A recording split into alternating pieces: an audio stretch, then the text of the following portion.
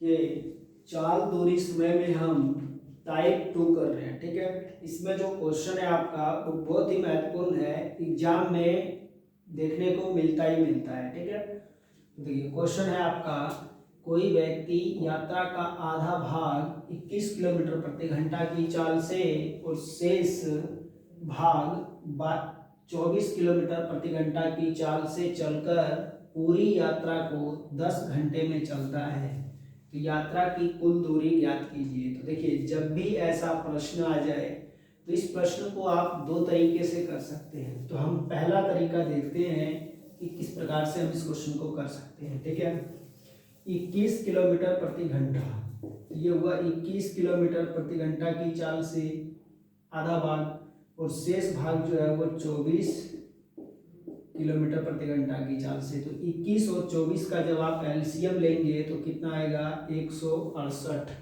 तो ये जो 168 होगा ये टोटल दूरी होगी। क्या होगी ये टोटल दूरी होगा।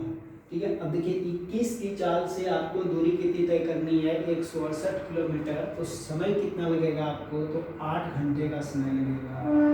ठीक है, 24 की चाल से 168 किलोमीटर की दूरी आपको तय करनी है, तो समय कितना लग जाएगा, तो यहाँ से 7 घंटे समय लग जाएगा। तो अब देखिए ये जो यात्रा है, कुछ आधा भाग तो इस चाल से यानी 8 घंटे में तय किया, और आधा भाग जो बच गया वो 7 घंटे में तय किया। तो दोनों पूरा भाग को कितने घंटे में तय किया, तो पूरा भाग कितना हो जाएगा, 8 + 7 15।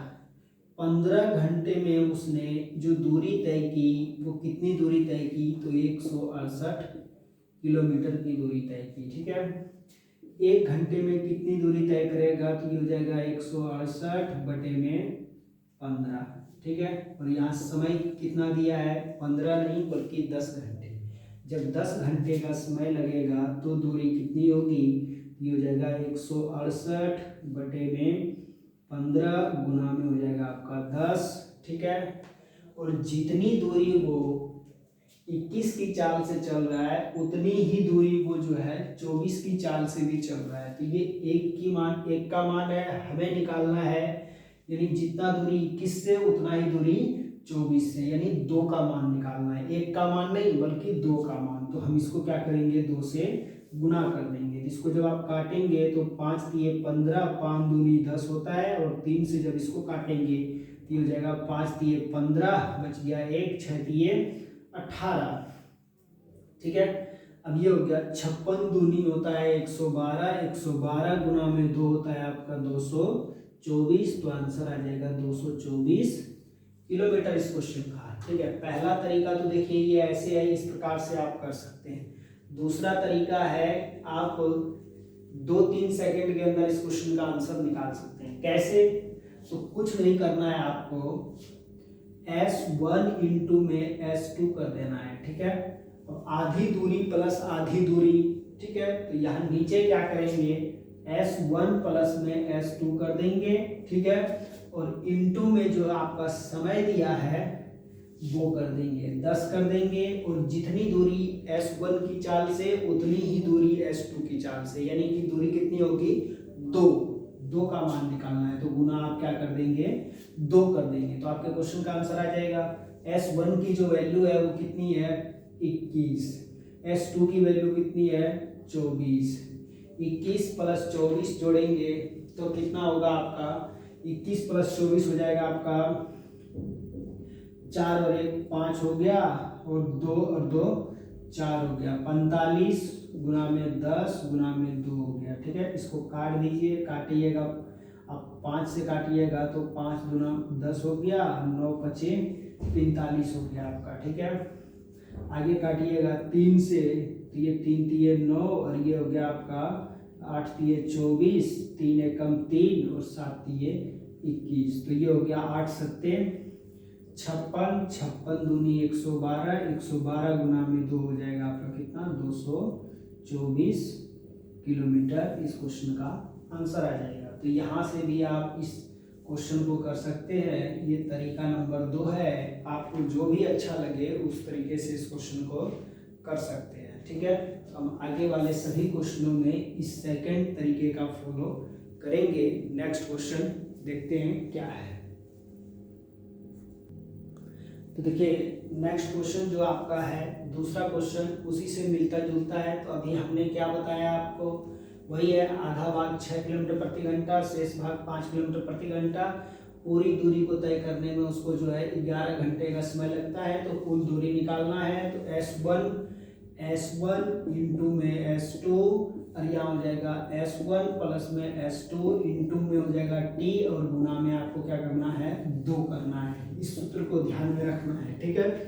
तो देखिए S1 की वैल्यू कितनी है, तो यहाँ पे 6 है, S2 की वैल्यू 5 है, 6 प्लस 5 कितना हो जाएगा 11, 11 गुना में T का मान कितना दिया है 11 और गुना में 2 करेंगे। गुना 2 इसलिए करना है क्योंकि वो एक दूरी जो है 6 की चाल से और उतनी ही दूरी वो जो है 5 की चाल से, तो 1 प्लस 1 2 दूरी हो गया। तो 2 दूरी, टोटल दूरी निकालने के लिए 2 का गुना कर देंगे इसके साथ।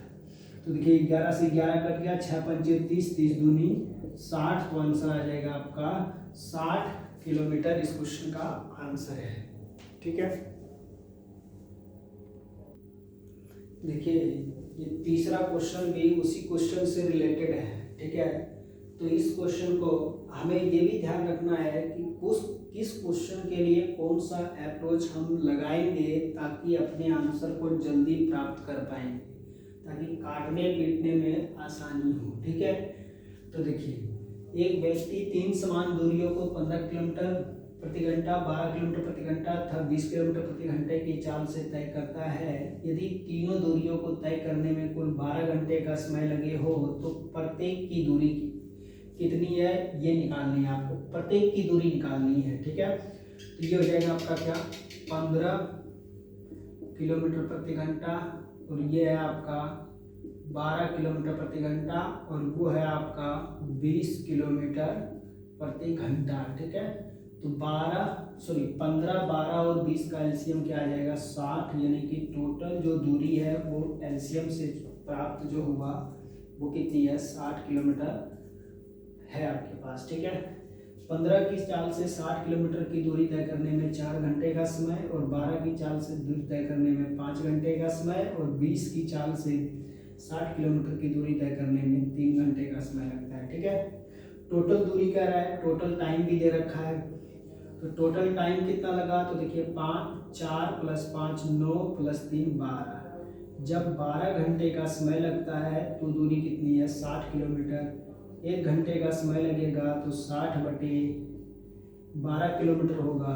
और जब कुल समय 12 घंटे का लगेगा तो दूरी कितनी होगी, तो कुल समय जब 12 घंटे का लगेगा तो 60/12 गुना में 12 से 12 कट गया तो आंसर क्या आ गया आपका 60 किलोमीटर। इस क्वेश्चन का आंसर 60 किलोमीटर हो जाएगा। तो टाइप सेकंड में हम इसी प्रकार के क्वेश्चनों को करते हैं। अब टाइप थर्ड देखेंगे हम लोग।